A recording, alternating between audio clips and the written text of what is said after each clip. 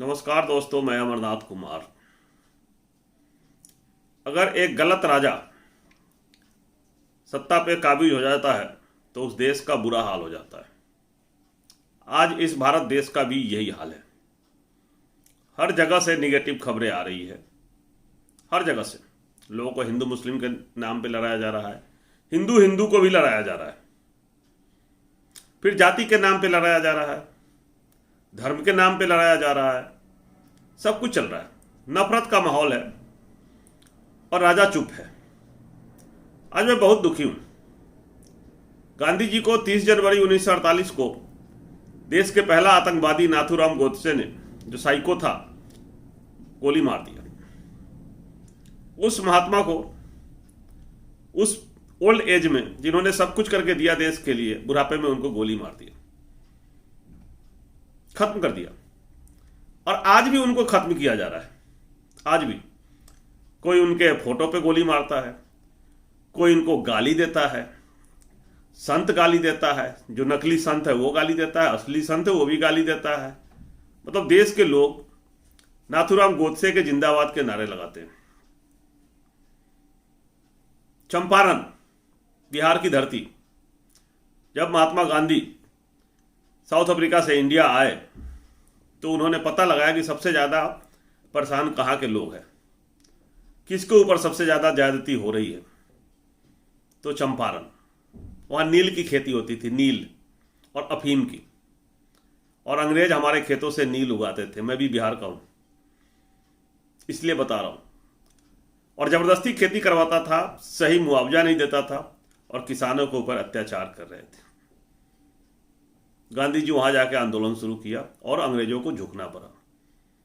अंग्रेज हार मान गए, बोले नहीं, अच्छा ठीक है, आप जो कह रहे हैं वही होगा। सबसे पहले वहां के किसानों को आज़ादी मिली।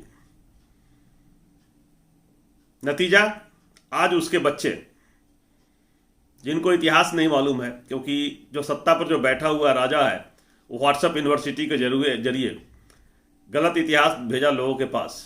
महात्मा गांधी के बारे में नफरत फैलाया गया, गालियां दी गई, नाथूराम गोडसे का गुणगान किया गया, जिसके कारण मोतिहारी के चरखा पार्क में, मोतिहारी टाउन की बात कर रहा हूं, वहां गांधी जी की मूर्ति थी, उसको किसी ने रात को तोड़ दिया और तोड़ के नीचे फेंक दिया चबूतरा से।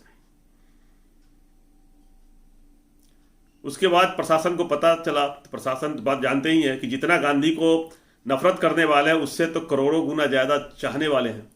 लोगों में कितना ज्यादा गुस्सा का माहौल हुआ होगा, आप सोच सकते हैं।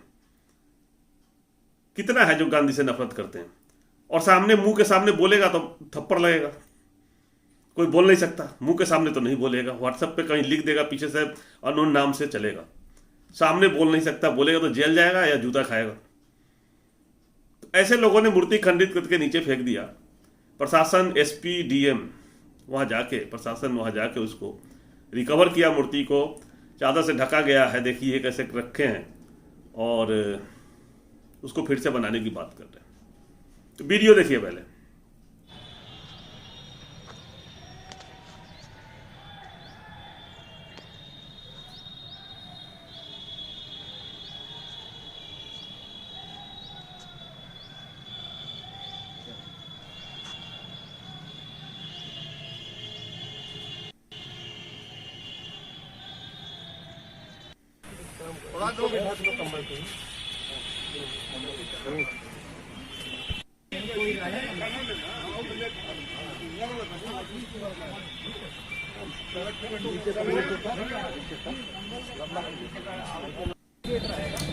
ये राजा एक न एक दिन चला जाएगा, ये राजा नहीं रहेगा। लेकिन मोतिहारी कलंकित हो गया, मोतिहारी का चरखा पार्क कलंकित हो गया, मोतिहारी टाउन कलंकित हो गया, बिहार की धरती कलंकित हो गया। शर्म आती है, अब मुझे बिहारी कहने में भी अपने आप को शर्म आएगा। गर्व से कहता था कि मैं उस बिहार से हूँ जहाँ राजेंद्र प्रसाद पैदा ली है, जहाँ वीरों की धरती है, जहाँ से महात्मा गांधी ने आंदोलन शुरू किया था। वहाँ के चंद गद्दार, नफरती चिंटू महात्मा गांधी के मूर्ति को खंडित करता है। और क्यों? क्योंकि केंद्र में बैठा हुआ राजा उसको हिंदू राष्ट्र के सपने दिखा दिया है। तो महात्मा गांधी क्या मुस्लिम राष्ट्र के थे सौदागर? उन्होंने तो सबको जोड़ा था। उनका हिंदुत्व अलग था, उनका हिंदुत्व में सब था। उनके हिंदुत्व में दलित, पिछड़े, मुस्लिम सब था। उन्होंने सबको साथ लेकर चलने की कोशिश की, जिसके कारण आप लोगों ने उसको गोली मार दिया। बहाने बनाए कुछ और कि देश बांट दिया। देश तो जिन्ना ने बांटा, तो जिन्ना को तो गोली मारी नहीं, महात्मा को मारा। जिन्ना के साथ मिलकर सरकार बना रहे थे श्यामा प्रसाद मुखर्जी, मुस्लिम लीग के साथ सरकार बनाया था, और गांधी उसके खिलाफ थे, मुस्लिम लीग के। इन आरएसएस को लोगों का यह था कि अगर जिन्ना प्रधानमंत्री बनेगा तो हम उसी सरकार के साथ काम किए हैं, हमने आज़ादी की लड़ाई लड़ी नहीं, तो इस देश पे हम इनडायरेक्ट रूप से सत्ता पर काबिज रहेंगे और रूल करेंगे। जो होने नहीं दिया गांधी ने, रोक भी नहीं सकते थे। अंग्रेजों को कौन रोकता? अंग्रेजों ने कहा था कि बंटना है तो बंटना है, कौन रोक देता? देश बंट गया। लेकिन तुम लोगों ने उस समय नहीं रोका जब बंट रहा था, तो तब क्यों नहीं आंदोलन किया था? गांधी को गोली मार दिया, आज मरने के बाद उनकी मूर्ति खंडित कर रहे हैं, सामने आके बात करने की हिम्मत नहीं है, फोटो पे गोली मार रहे हो, गालियां दे रहे हो, जेल में जाने के डर से माफी मांगते हो, जेल में भी जा रहे हो। तो ये नफरत, ये कलंक लेके कहां जाएगा देश? राजा तो चला जाएगा। देश में चारों तरफ नफरत का माहौल है। वीडियो आ रहा है हिजाब का, स्कूल के टीचर को भी स्कूल के बाहर हिजाब निकलवाया, कैंपस के बाहर तमाशा बना के रख दिया। भाई ऐसे कैसे हो सकता है? स्कूल के अंदर निकालो ना, कोने में रिस्किंग भी होती है लेडीज के, तो पर्दे के अंदर होता है। तो कोई तमीज नहीं है। देश को एकदम नफरत कर में बांट के रख दिया है। इलेक्शन का माहौल है और इसको चुनाव जीतना जरूरी है। ये भला करने के लिए चुनाव नहीं जीतेगा, जीत को बेचने के लिए अपने दोस्तों को संपत्ति देनी है ना, दान करनी है ना, तो उसके लिए बेचना जरूरी है। तो बेचना जरूरी है तो सत्ता पे रहना जरूरी है।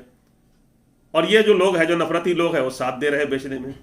देश खतरे में भाई लोग। ये नफरती लोगों को उजागर करो, इनका चेहरा बेनकाब करो। हर जगह गांधी से नफरत है, सुभाष से भी नफरत है कुछ लोगों को, ये भी देख रहा हूं मैं। किया कुछ नहीं, पुरखों ने आज़ादी की लड़ाई नहीं लड़ी। नफरत कांग्रेस से, जिन्होंने आज़ादी की लड़ाई लड़ी। पूरा इतिहास पता है, सबको पता है। और यहाँ बैठे हुए लोग इतिहास बदलने की बात कर रहे हैं, जिसका नतीजा है कि लोग इस तरह के गलत हरकत कर रहे हैं। ये नया चैनल है, स्टैंड बाई चैनल बनाया हुआ है, और ये मेरा ही चैनल है। कृपया इस चैनल को सब्सक्राइब करें, लोगों को शेयर करें और बेल आइकन प्रेस करके रखें, जिससे नए वीडियो का अपडेट मिलता रहे। जय हिंद, जय भारत।